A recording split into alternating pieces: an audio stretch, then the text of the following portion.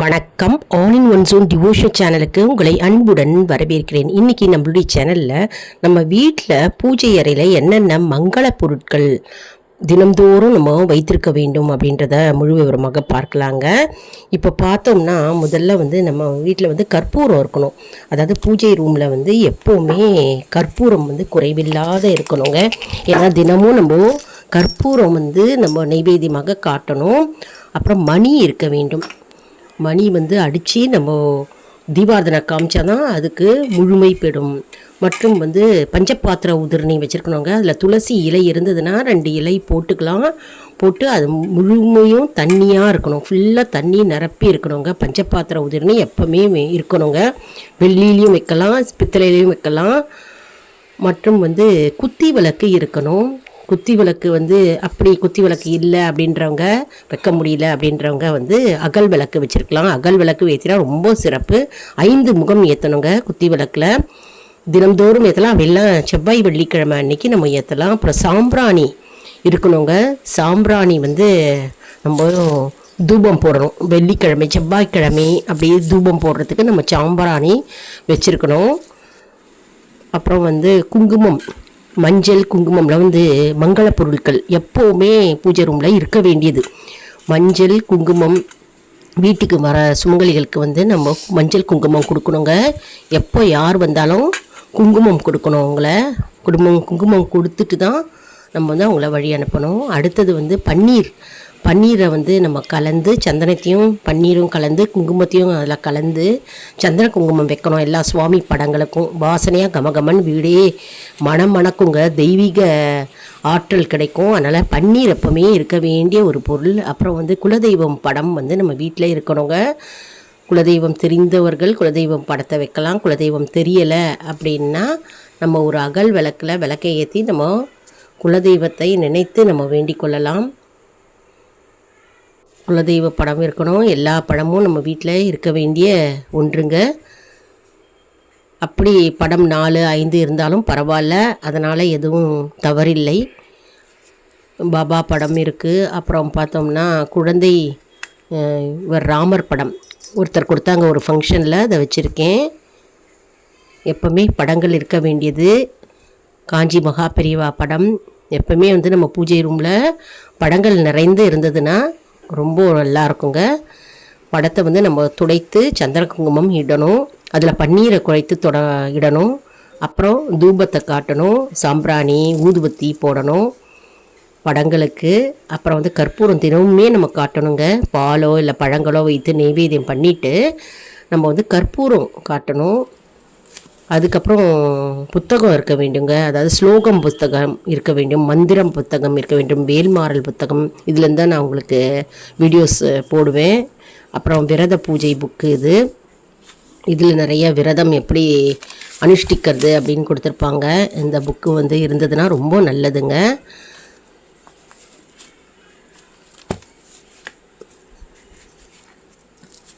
இப்போ வேல்மாறல், மகாமந்திரம் புக்கு, அதுக்கப்புறம் ஹனுமான் சாலிசா. இது சனிக்கிழமை தோறும் நம்ம படிக்கலாம் ஹனுமான் சாலிசா.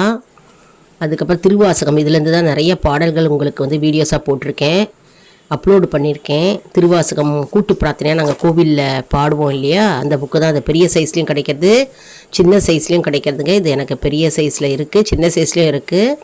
இது ஆன்மீகம் அருளமுதம்னு ஒரு புக்கு இருக்குது.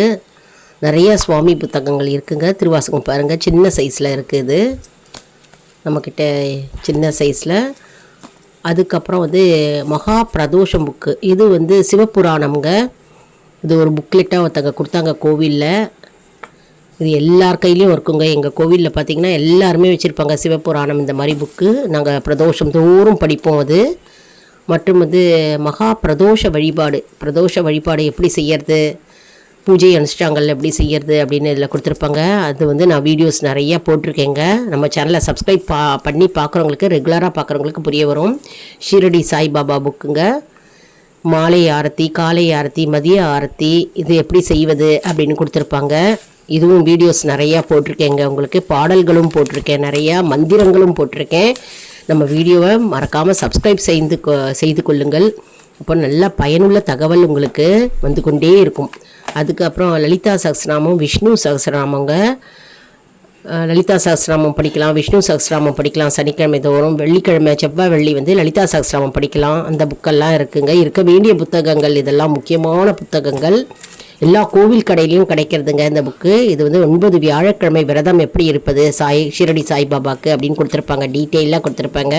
இது நான் வீடியோவும் அப்லோடு பண்ணியிருக்கேங்க, சப்ஸ்கிரைப் பண்ணி போய் பாருங்கள். அப்புறம் ஊதுவத்தி இருக்க வேண்டிய ஒரு பொருள் பூஜை ரூமில். எப்போவுமே வந்து வெள்ளிக்கிழமை அன்றைக்கி நம்ம ஊதுவத்தி ஏற்றணும். தினம்தோறும் ஏற்ற முடியலன்னா செவ்வாய் வெள்ளிக்கிழமை ஊதுவத்தி ஏற்றலாம். அப்புறம் வந்து இது ஜவ்வாதுங்க, கமகமன்னு வாசனையாக இருக்கும். ஜவ்வாதை குழைச்சி நம்ம சந்தனத்தை குழைச்சி நம்ம வந்து எல்லா படங்களுக்கும் இட்டால் வீடே வந்து மணமணக்கும், தெய்வீக ஆற்றல் கிடைக்கும். அதனால் ஜவ்வாது வந்து ரொம்ப முக்கியமான பொருள். கொஞ்சோண்டு ஜவ்வாது எடுத்து நம்ம குழைச்சி நம்ம கையிலையும் கழுத்துலையும் போட்டுட்டா கமகமன் வாசனையாக இருக்கும். ட்ரெஸ்லேயும் போட்டுக்கலாம். அப்புறம் வந்து பழங்கள் வந்து நம்ம வச்சு நெய்வேத்தியமாக பண்ணலாங்க. ஆப்பிள் நான் போட்டிருக்கேன், எந்த பழம் வேணாலும் வச்சு நீங்கள் நெய்வேத்தியம் படைக்கலாம். அதாவது வந்து செவ்வாய்க்கிழமை வெள்ளிக்கிழமை வந்து அம்மாளுக்கு வந்து நெய்வேத்தியம் பண்ணலாம். வெற்றிலை பாக்கு பழம் வச்சு நெய்வேத்தியம் பண்ணலாம். சில வீட்டில் வந்து பழக்கம் இருக்கும். அதனால் நான் ஆப்பிள் பழம் இன்றைக்கி இருந்தது, அதை வச்சுருக்கேன். என்ன பழம் வேணாலும் வச்சு நெய்வேத்தியம் பண்ணலாம். பால் வச்சு தினம்தோறும் நெய்வேத்தியம் பண்ணலாங்க. அப்படி இல்லைன்னா காய்ந்த திராட்சை இருக்கு இல்லையா, ட்ரை கிரேப்ஸ், அதை வச்சு நெய்வேத்தியம் பண்ணலாம். பேரிச்சம்பழம் வச்சு நெய்வேத்தியம் பண்ணலாம். கல்கண்டு வச்சு நெய்வேத்தியம் பண்ணலாம். அதனால் வந்து மங்கள பொருட்கள் அப்படின்னு பார்த்தோன்னா வெற்றிலை பாக்கு பழம் பூ மற்றும் வந்து பூஜை ரூமில் இருக்க வேண்டியது வந்து நம்ம முக்கியமான ஐட்டம் வந்து குங்குமம், மஞ்சள், சந்தனம், இதெல்லாம் நம்ம பார்த்தோம் இல்லையா. இதெல்லாம் வந்து பூஜை அறையில் வந்து முக்கியமான பொருட்கள்ங்க, இருக்க வேண்டியது, தினம்தோறும் இருக்க வேண்டியது. புக்கு வேணும்னா நீங்கள் எல்லா கோவில் கடையிலையும் கிடைக்கிது, போய் வாங்கிக்கோங்க. நான் பாடல்களாமும் நிறைய பாடல்கள் போட்டிருக்கேங்க. ஃபாலோ பண்ணிட்டு வரவங்களுக்கு வந்து நல்லாவே பாடலாம், ஈஸியாகவே பாடல்களை கற்றுக்கலாம். மற்றும் மந்திர ஜபங்கள் எல்லாம் போட்டிருக்கீங்க. மந்திர ஜபங்கள் என் கூடவே சொன்னீங்கன்னா மந்திரங்கள் தானாகவே வருங்க. மற்றும் வந்து விளக்கு எந்த நாளில் என்ன விளக்கு ஏற்ற வேண்டும், எத்தனை முகம் ஏற்ற வேண்டும் எல்லாம் வந்து நான் டீட்டெயிலாக போட்டிருக்கேன், அப்லோடு பண்ணியிருக்கேங்க. இது வந்து நம்ம வீட்டில் வந்து தினசரி நம்ம பூஜை ரூமில் இருக்க வேண்டிய முக்கியமான பொருட்கள். மற்றும் வந்து தினமுமே நம்ம பூஜை பண்ணிவிட்டு கற்பூரம் ஆரத்தி காட்டலாம். பூஜை செய்ய தெரியலை, எங்களுக்கு பூஜைனாலே எங்களுக்கு என்னன்னு தெரியலை அப்படின்றவங்களுக்கு ஒன்றும் வேண்டாங்க. எந்த சுவாமி படம் இருக்கோ அந்த சுவாமிக்கு வந்து இப்போ முருகன் அப்படின்னு வச்சுருக்கீங்க, முருகன் படம் வச்சுருக்கீங்கன்னா ஓம் சரவண பவ ஓம் சரவண பவன்னு நீங்கள் சொல்லலாங்க. அப்படி இல்லைனா ஓம் முருகா போற்றி ஓம் முருகா போற்றின்னு சொன்னாலே போகிறோம். அந்த பகவானுடைய பெயர் மந்திரத்தை சொல்லிவிட்டு வெறும் நம்ம பூக்களால் பாதத்தில் அந்த படம் இருக்கு இல்லையா, அந்த படத்தில் வந்து பாதத்தில் பூக்களால் அர்ச்சனை செஞ்சுக்கோங்க.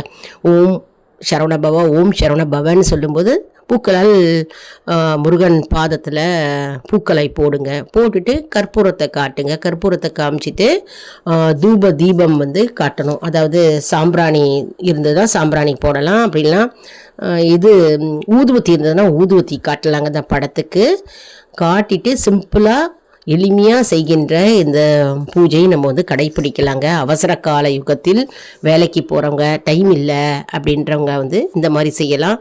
அப்படி உங்களுக்கு மந்திரங்கள் தெரியும், ஸ்லோகங்கள் தெரியும்னா ஸ்லோகங்கள் மந்திரங்கள் சொல்லி பாடலை பாடி நம்ம வந்து அர்ச்சனை செய்து நம்ம பூக்களால் அர்ச்சனை செய்து மற்றும் வந்து நம்ம தூப தீபம் காண்பித்து நெய்வேத்தியம் வந்து ஏதாவது பிரசாதங்களை படைத்து நம்ம வந்து பூஜையை முடித்து கொள்ளலாங்க. அதனால் எப்போவுமே பூஜை அறையில் இந்த மங்கள பொருட்கள் இருக்க வேண்டிய பொருட்கள் எல்லார் வீட்லேயும் கண்டிப்பாக இருக்கணும். அகல் விளக்கு வச்சு எப்போவுமே வந்து துணை விளக்கு ஏற்றி நம்ம பூஜை பண்ணால் ரொம்ப நல்லதுங்க. அதாவது குத்தி விளக்கு நம்ம ஏற்றுவோங்க, 5 முகம் ஏற்றணும் செவ்வாய் வெள்ளிக்கிழமை. நார்மல் டேஸில் ஒரு முகம் ஏற்றினா போகிறோம். பக்கத்துலேயே வந்து துணை விளக்காக அகல் விளக்கு ஏற்றிட்டு நம்ம வந்து சுவாமி வழிபாடு செஞ்சால் வந்து மிகவும் நல்ல பலன்களை தரும். அதனால் அகல் விளக்கு எப்பவுமே ஏற்றணும். அதே மாதிரி வாசலில் பிள்ளையார் வச்சுருந்தவங்க, துளசி வச்சுருக்கிறவங்க வந்து வாசல் பிள்ளையாருக்கு வந்து தினமுமே காலையிலையும் மாலையிலையும் விளக்கு ஏற்றணுங்க. விநாயகருக்கும் சரி துளசிக்கும் விளக்கு ஏற்றணுங்க. அதே மாதிரி வாசல் படியில் வந்து நிலைவாசல் படியில் சில பேர் வந்து விளக்கு ஏற்றுவாங்க, ஏற்றுற பழக்கம் இருக்கும். அப்போது வந்து விளக்கு ஏற்றலாம் வாசப்படியில் நிலைவாசலில். அப்படி இல்லைனாலும் ஏற்றணும் அப்படின்னு விருப்பப்படுறவங்க வந்து ஏற்றலாம். 2 விளக்கு, அதாவது இடது பக்கம் வலது பக்கம் ஒரு விளக்கு ஏற்றலாம் நிலைவாசலில், ரொம்பவே நல்லது. அதே மாதிரி நிலைவாசலில் வந்து வெள்ளிக்கிழமை தோறும் மஞ்சள் தடவி குங்குமம் வைக்கிறது வந்து ரொம்பவே நல்லதுங்க. நம்ம மகாலட்சுமியை வீட்டுக்கு வரவழைக்கிற மாதிரி, அதாவது சூட்சுமமாக மகாலட்சுமி நம்ம வீட்டுக்கு வருவார். அதாவது வெள்ளிக்கிழமை அன்னைக்கு மஞ்சள் குங்குமம் இடணும். மற்றும் மாலை நேரத்தில் எப்போவுமே வந்து வெள்ளிக்கிழமை அன்னைக்கு அம்மனை போய் தரிசனம் செய்யணுங்க. ஒரு பழக்கமாகவே வைத்து கொள்ள வேண்டுங்க எல்லாருமே. மாலை பொழுதில் அருகாமையில் உள்ள அம்மன் கோயிலில் போய் அம்மனை தரிசனம் செஞ்சாலே போகிறோங்க. அம்பாள் நமக்கு நம்முடைய கேட்ட வரங்கள் அப்படியே நமக்கு அள்ளி அள்ளி கொடுப்பார். அது மட்டும் இல்லைங்க, அம்மனை போய் தரிசனம் செய்யும்போது நம்ம பூக்கள் வாங்கின்னு போகலாம், மற்றும் வந்து அபிஷேக பொருட்கள் வாங்கிட்டு போகலாம், மற்றும் வந்து நம்ம வந்து கற்பூர தீபம் மற்றும் வந்து எண்ணெய் திரி ஏதாவது கோவிலுக்கு வாங்கிட்டு போகலாம். மற்றும் வந்து அம்மனை நம்ம தரிசனம் பண்ணும்பொழுது எலுமிச்சம்பழமும் வாங்கிட்டு போகலாங்க. இது வந்து ரொம்ப ரொம்ப நல்லதுங்க. அம்மனுக்கு வந்து எலுமிச்சம்பழம் மாலை வந்து போடுவாங்க வேண்டிக்கிட்டு, அதையும் நம்ம செய்யலாம். ரொம்பவே நல்லதுங்க. அதனால் நம்ம பூஜை ரூமை எப்பவுமே சுத்தமாக துடைச்சி நல்லா நீட்டாக கோலம் போட்டு வச்சுக்கணுங்க. எப்பவுமே வந்து வீடை நல்லா பெருக்கி துடைத்து ஒட்டடை தூசி இல்லாமல் நம்ம வச்சுக்கணும்.